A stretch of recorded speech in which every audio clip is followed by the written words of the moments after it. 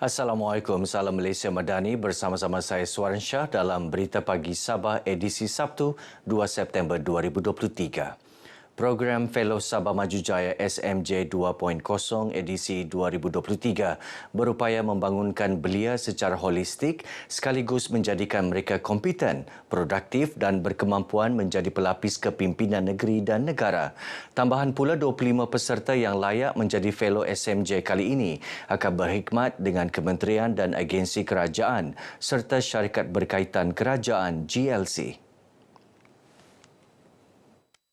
Ketua Menteri Datuk Seri Panglima Haji G. Nur berkata mereka akan mendapat bimbingan langsung daripada para menteri, ketua-ketua eksekutif dan kepimpinan tertinggi kerajaan sekaligus memperolehi pendedahan alam kerjaya. Beliau menyatakan demikian dalam majlis penyerahan Fellow SMJ 2.0 di Pusat Konvensyen Antarabangsa Sabah SICC Kota Kinabalu. Teks ucapannya dibacakan Menteri Belia dan Sukan Negeri Dato' Aaron Angin. Dato' Haji G yakin penglibatan semua kementerian, agensi dan GLC terpilih mampu merealisasikan matlamat penganjuran Fellow SMJ untuk menyediakan pelapis kepimpinan negeri Sabah. Pendekatan ini disambut baik Presiden Majlis Belia Sabah dan para peserta yang terpilih. Sebenarnya itu salah satu pembaruan yang ada pada tahun ini adalah kalau sebelum ini keterlibatan penuh hanya kementerian, tetapi kali ini kita bawakan juga JLC lah untuk penempatan kepada belia-belia yang terpilih itulah. Kami lihat peluang ini besar, terutama sekali dalam government link company. Kami boleh meluaskan kami punya networking, jaringan industri serta menambah nilai tambah dalam diri kami untuk menjadi belia yang termasuk dalam Plan Hala 7 Sabah Maju Jaya. Saya seorang yang sangat minat dengan penggubalan suatu dasar ataupun tata cara negeri. Jadi saya melihat Fellow SMJ ini merupakan salah satu ruang untuk saya mula terlibat dengan lebih aktif mempelajari tata cara dan tadbir urus negeri secara khususnya. Selain memilih peserta dalam kalangan graduan, Fellow SMJ edisi 2023 juga membuka ruang dan peluang kepada para pelajar lepasan diploma, STPM dan yang setaraf untuk terlibat dalam program ini. 31 Ogos 2023, detik bersejarah bagi rakyat negeri di bawah Bayu apabila sambutan Hari Sabah diraikan secara rasmi selepas lebih 60 tahun menunggu. Daerah Tambunan bertuah kerana dipilih sebagai lokasi pertama sambutan bersejarah bagi meraikan kemerdekaan Sabah dari jajahan British pada 31 Ogos 1963. Ikuti perkongsian wartawan Dulis Simon.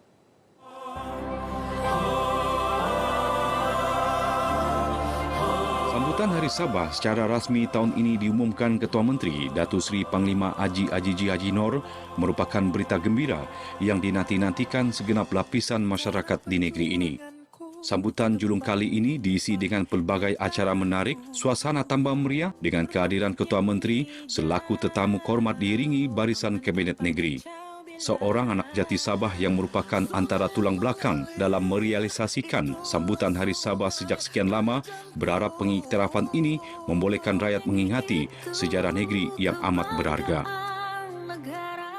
Kita melalui kesukaran pernah dihalang untuk melaksanakan aktiviti ataupun melaksanakan program meraihkan Hari Sabah, tetapi pada hari ini terima kasih dengan kerajaan GRS terutamanya yang amat berhormat Ketua Menteri kerana mengiktiraf hari ini Hari Sabah. Sebelum ini memang kurang meriah tera sambutan kita pun tahu cuma 31 Ogos untuk Merdeka Day. Tapi kali ini kita ada dua bonus lah, satu Merdeka Day dan satu Sabah Day. Jadi memang sangat-sangat happy. Harapan saya daripada sini kita belajar untuk belajar sejarah Sabah, belajar macam mana perjuangan kita punya pahlawan-pahlawan dulu, macam mana kita punya menteri-menteri dahulu kala untuk mencapai apa yang kita sudah dapat sekarang ni.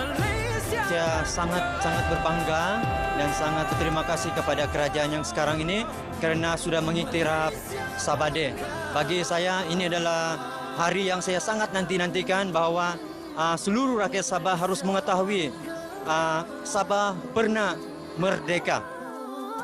Sambutan Hari Sabah akan diraikan setiap tahun secara bergilir-gilir di antara daerah untuk memberi peluang kepada rakyat di setiap pelosok negeri merasai sendiri suasana kemeriahan hari bersejarah ini.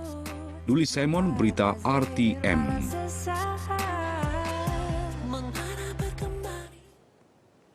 Lebih 10,000 umat Islam sekitar daerah Sandakan menghadiri program Tabligh Akbar yang berlangsung di Padang Bandaran Sandakan.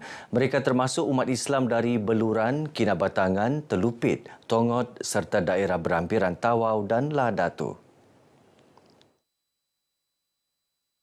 Program yang diadakan sempena sambutan Hari Kebangsaan ke-66 ini julung kali menampilkan penceramah agama terkenal seantero dunia Indonesia, Profesor Dr. Ustaz Abdul Somad. Pengerusi penganjur Tabligh Akbar yang juga pengerusi Masjid Wasatiyah Batu Sapi Sandakan, Muhammad Zarif Aizat Datuk Samsudin yang ditemui RTM bersyukur kerana hasrat menjemput penceramah terbilang itu dapat direalisasikan. Memang amat membanggakan kerana jadual Ustaz Somad kita tahu agak pack. Jadi diberikan masa dan ruang untuk 31 Ogos, Hari Kemerdekaan, cukup kami bersyukur. Jadi saya pasti warga Sandakan pun bersyukur dan insyaAllah tahun depan kita akan bawa Ustaz Somad lagi ke Sandakan. Saya bersama anak-anak saya semua, sekeluarga dengan bantuan dan juga daripada rakan-rakan, sahabat dan rakan-rakan dakwah kita daripada seluruh Sabah, Kota Kinabalu dan juga keluarga kami di Brunei. Alhamdulillah dengan adanya anak saya Haji Zarif sebagai pengerusi Masjid Wasatiyah, maka hasrat ini pun kami tunaikan pada tahun ini. Sempena program ini, Ustaz Abdul Somad menyampaikan ceramah bertajuk Kesatuan Ummah dan Umat Islam yang Merdeka. Turut diadakan acara akustika merdeka, persembahan kasidah, tazkirah dan deklamasi puisi serta solat maghrib dan isyak berjemaah yang dipimpin Imam Masjid Daerah Sandakan Al-Fadil Ustaz Muhammad Khairul Abdul Rajak. Yayasan Dakwah Islamiyah Malaysia YADIM akan terus memperhebatkan usaha memupuk semangat perpaduan dalam kalangan rakyat di negara ini. Usaha itu selaras konsep membangunkan Malaysia Madani yang dizahirkan Perdana Menteri Datuk Seri Anwar Ibrahim.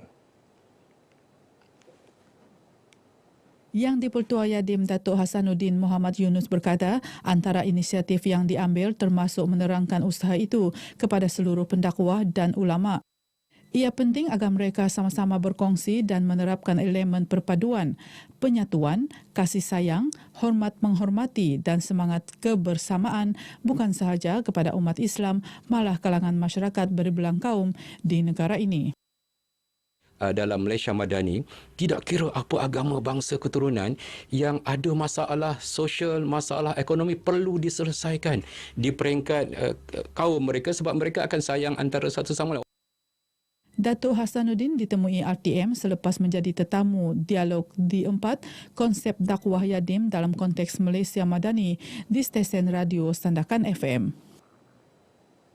Penganjuran pelbagai program ke arah memupuk semangat cintakan negara dilihat berupaya membina dan memperkukuhkan jati diri generasi muda.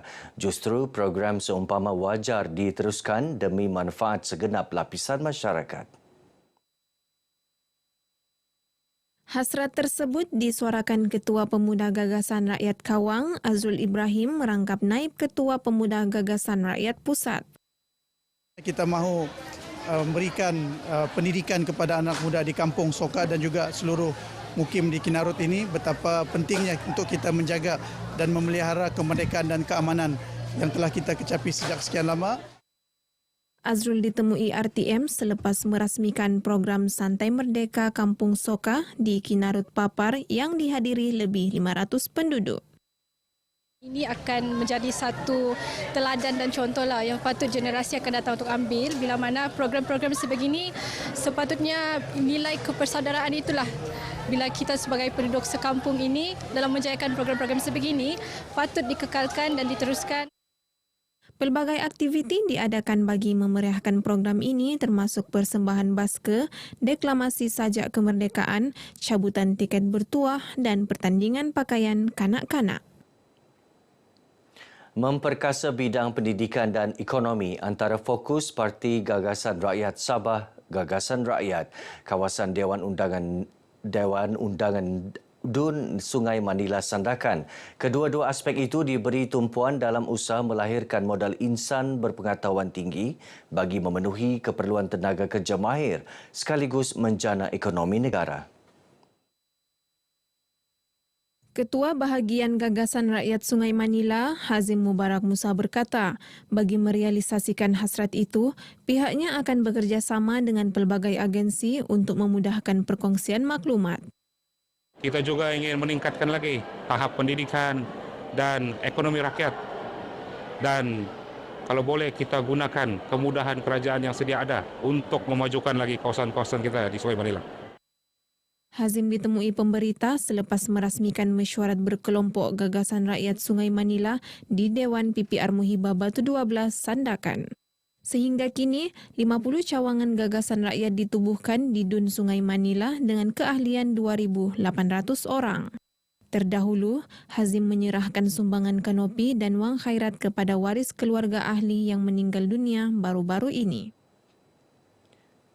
Generasi muda diajak terus aktif mengamalkan gaya hidup sihat dengan menyertai aktiviti sukan. Ini kerana aktiviti tersebut bukan sahaja menyihatkan minda dan tubuh badan, malah dapat mencegah mereka daripada terlibat dalam kegiatan tidak berfaedah. Ketua Setiausaha Politik kepada Ketua Menteri Sabah, Dato' Abdul Kasim Razali berkata, pelbagai pihak memainkan peranan berterusan bagi meningkatkan pembangunan sukan negeri. Beliau menyatakan demikian kepada RTM selepas menyaksikan perlawanan bola sepak antara pasukan Tuaran dan Ranau dalam pusingan kelayakan Sukan Berpasukan Peringkat Zon Sukan Sabah Saga Kota Kinabalu 2023 di Ibu Negeri. Kita mengharapkan kejohanan-kejohanan begini selain daripada mencungkil bakat-bakat muda, kita juga mengharapkan semaraknya semangat anak-anak muda untuk aktiviti-aktiviti yang positif. Dato' Abdul Kasim berharap lebih ramai atlet berjaya dilahirkan sekaligus membentuk generasi muda berketerampilan. Baik, sekian berita pagi Sabah untuk kali ini. Menyusul sebentar lagi berita pagi Sarawak. Saya Suaran Shah, Malaysia Madani, tekad perpaduan penuhi harapan. Assalamualaikum.